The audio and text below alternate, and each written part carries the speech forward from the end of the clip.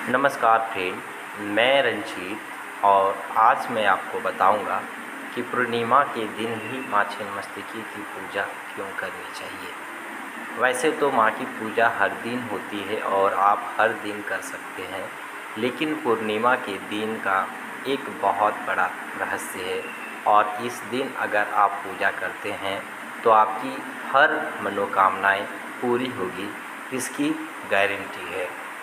जैसे कि आपको पता होगा कि आधुनिक ज़माने में रजरप्पा मंदिर पर घनघोर जंगल हुआ करता था और इस जंगल में ज़रूर किसी न किसी राजाओं का स्थल होगा। एक बार किंवदंती के अनुसार छोटा नागपुर के प्रतापी राजा रज राज करते थे। उसकी पत्नी का नाम रूपमा था, जिनका एक भी संतान नहीं था। तभी एक बार पूर्णिमा के अवसर पर राजा रज अपने सिपाहियों के संग शिकार करने के लिए निकल जाते हैं। जंगल में शिकार की खोज में चलते चलते एक रमणीय स्थान पर पहुंच जाते हैं, जहां दामोदर और भैरवी नदी का संगम स्थान है, जिसे हम भंडार दह भी कहते हैं। वहां पहुंचने के बाद काफ़ी रात हो जाती है और उस रमणीय स्थल को देखकर राजा का भाव विभोर हो जाता है और अपने सिपाहियों को रात उसी जगह ठहरने का आदेश दे देते हैं। तभी राजा को आधी रात, जब चंद्रमा के प्रकाश सारा जंगल पर झिलमिला रहा था, तभी राजा को एक सपना आता है कि लाल वस्त्र धारण किए हुए एक तेज मुखमंडल वाली कन्या राजा से कह रहे थे कि इस आयु में संतान ना होने से तेरा जीवन सूना लग रहा है। मेरी आज्ञा मानेगा तो तुम्हारी गोद भर जाएगी।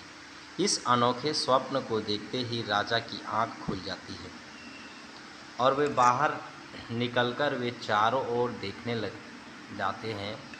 तभी राजा रज दामोदर भैरवी नदी के संगम स्थान के सामने जैसे ही पहुंचते हैं तो एक तेजस्वी कन्या पानी के भीतर से प्रकट होती है और उसका अलौकिक रूप देखकर वो चौंक जाते हैं और देखते हैं कि वह लाल वस्त्र धारण किए हुए, उनके गले में नर मुंडों का माला, एक हाथ में शंख तथा दूसरे हाथ में कटार था और चारों ओर चंदन की सुगंध फैल रही थी।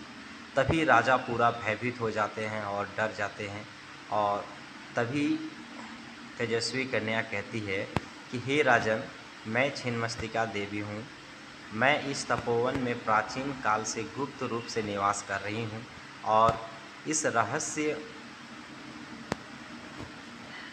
में आगमन तुम्हारी मनोकामना की पूर्ति के लिए हुआ है। तुम्हें संतान की लालसा है, अतः मैं तुम्हें वरदान देती हूँ कि आज से ठीक 11वें महीने में तुम्हारा यहाँ एक पुत्र की प्राप्ति होगी।